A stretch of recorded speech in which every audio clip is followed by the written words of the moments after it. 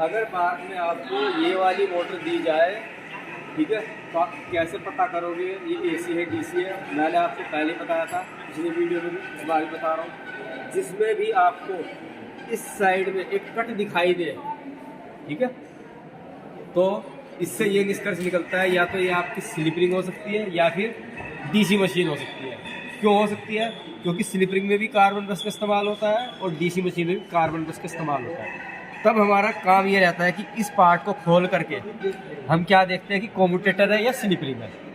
फिर जब हम देख लेते हैं कि कम्यूटेटर है या स्लिप रिंग है, कन्फर्म हो जाते हैं कि हमारी डीसी मशीन है या एसी मशीन है, ठीक है। जिस तरीके से हमने इसको देखा तो इसके अंदर हमें क्या दिखाई दिया? कम्यूटेटर, ठीक है। तो यानी कि हम कन्फर्म हो चुके हैं कि ये हमारी जो है डीसी मशीन है, ठीक है। अब इसके भी टर्मिनल हमें दिए हैं। अब हमने टर्मिनल फाइंड आउट किए, 1 2 3 4 5 6, इसके ऊपर 6 टर्मिनल दिए हैं, ठीक है। अब 6 टर्मिनल कौन सी मोटर में होते हैं? कंपाउंड में। तो यानी कि हमारी कैसी मशीन है? कंपाउंड मशीन है, ठीक है। अब पहले हम इसके क्या करेंगे? टर्मिनल फाइंड आउट करेंगे, ठीक है। तो आप सभी जानते हैं कि सबसे कम जो रेजिस्टेंस होता है वो आपका सीरीज फील्ड वाइंडिंग का होता है, दूसरे नंबर पे आर्मेचर का होता है और तीसरे नंबर पे शंट फील्ड वाइंडिंग का होता है।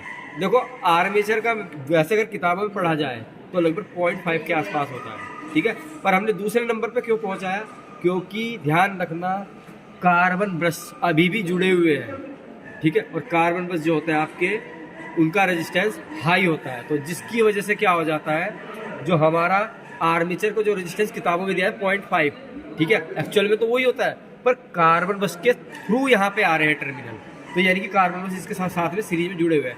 तो इस वजह से क्या होता है, जो हमारे आर्मेचर के टर्मिनल है उनका रेजिस्टेंस दूसरे नंबर पर पहुंच जाता है और पहले नंबर पे किसका आता है? सीरीज फील्ड वाइंडिंग का, जिसका लगभग 1 या 2 या 3 ओम के आसपास होता है। तो इसीलिए हमने क्या बताया, पहले नंबर पे किसका कम होगा? सीरीज फील्ड वाइंडिंग का। तो हम क्या करेंगे? मल्टीमीटर की सहायता से हम क्या करते हैं भाई, सबसे पहले वही रेजिस्टेंस चेक करते हैं, ठीक है। इसको हमने क्या किया? रेजिस्टेंस पे सेट कर लिया है। यहाँ देख सकते हैं आप 200 ओम के आसपास इसका रेजिस्टेंस हमने रखा है, ठीक है। अब यहाँ पे जितने भी टर्मिनल दिए हैं आप क्या करोगे? एक एक करके, मैंने पहले वाले में लगाया, दूसरे वाले में लगाया, नहीं आवाज आई, तीसरे वाले में लगाया, यहाँ पे आपको रेजिस्टेंस दिखाई दिया 0.4, ठीक है, लगभग 0.4 के आसपास यहाँ पे रेजिस्टेंस है। तो 0.4 यानी कि 0.4 किसका हो सकता है हमारा? या तो आर्मेचर का हो सकता है या सीरीज फील्ड वाइंडिंग का हो सकता है। अभी हमने सिर्फ इतना देखा कि यार 0.4 आ रहा है, कोई दिक्कत नहीं। अब हमने क्या किया? दूसरा टर्मिनल देखा,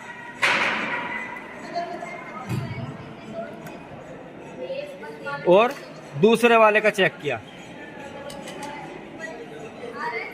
इसका 7.5 आ रहा है लगभग, ठीक है, 7 के आसपास इसका जो रेजिस्टेंस है वो आ रहा है। और तीसरे नंबर पे हमने क्या किया? इस तरीके से चेक किया,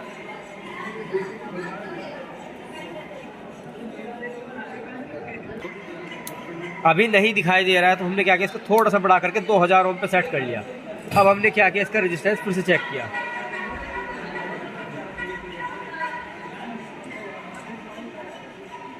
अभी भी नहीं आ रहा, तो इसे फिर से किलो ओम पे सेट किया हमने, 20 किलो ओम पे। और यहाँ पे देख सकते हो 2.79 के आसपास जो है रेजिस्टेंस वो आ चुका है। ये देखिए 2.79 के आसपास आ चुका है। तो अब देखो ये मैंने किलो ओम पे सेट कर रखा है, तो यानी कि सबसे ज़्यादा रेजिस्टेंस कितना है? 2.79, ठीक है। ये हमारा किसका रेजिस्टेंस है? फील्ड का, ठीक। दूसरे नंबर पे हमने जो चेक किया था वो ये किया था,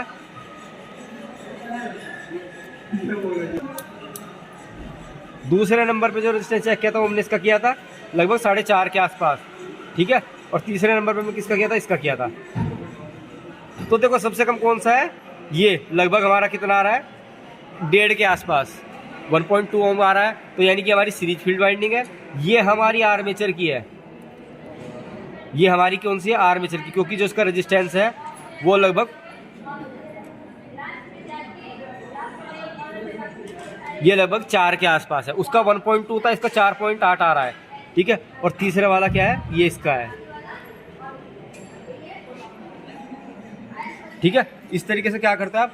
टर्मिनल फाइंड आउट कर लेते हो, आर्मेचर का कौन सा, फील्ड का कौन सा और सीरीज फील्ड का कौन सा।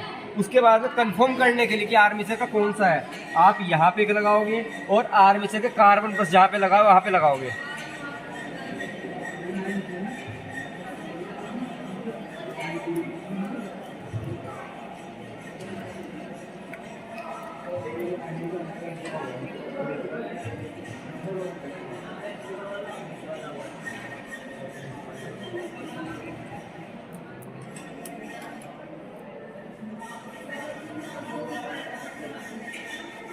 अभी देखिए मैंने क्या किया, आर्मेचर का जो था मैंने सीधा कार्बन ब्रश पे जोड़ दिया और सीधा सीधा यहाँ पे लगा दिया।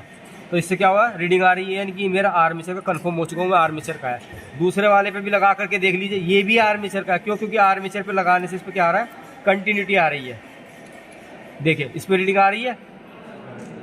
तो ये दोनों मैंने क्या किया, सिर्फ आर्मेचर का अलग से फाइंड आउट करने के लिए मैंने यहाँ पे लगाया, जहाँ हमारे कार्बन ब्रश लगे हुए मैंने सिर्फ उस पर लगाया है, ठीक है, उससे रीडिंग आ रही है। इसी तरीके से नीचे वाले पे लगाया तो इस पर भी रीडिंग आ रही है। यानी कि ये मेरे आर्मेचर के हो गए, ये मेरे सीरीज फील्ड वाइंडिंग के हो गए, ये मेरे फील्ड वाइंडिंग के हो गए। इस तरीके से आप क्या कर सकते हो, मल्टीमीटर की सहायता से, अगर आपको बार के स्किल टेस्ट में मल्टीमीटर दे दिया जाए तो उसकी सहायता से आप क्या कर सकते हो, इस मोटर के जो हमारी shunt machine, sorry compound machine भी है, इसके टर्मिनल फाइंड आउट कर सकते हो। ठीक है, उम्मीद करता हूँ समझ में आया होगा।